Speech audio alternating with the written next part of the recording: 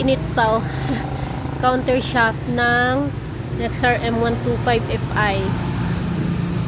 Tapos pwede rin ang hindi Fi. Same size lang sila ng 125 lang na hindi Fi.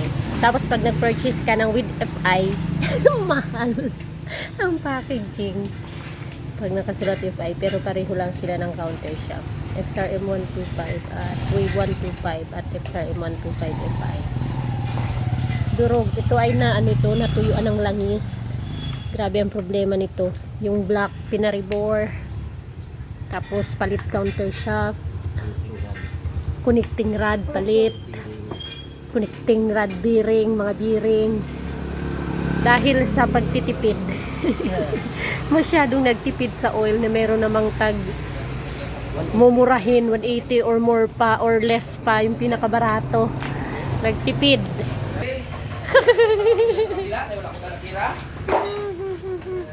Ayun na, kilala tayo dyan. Counter shaft.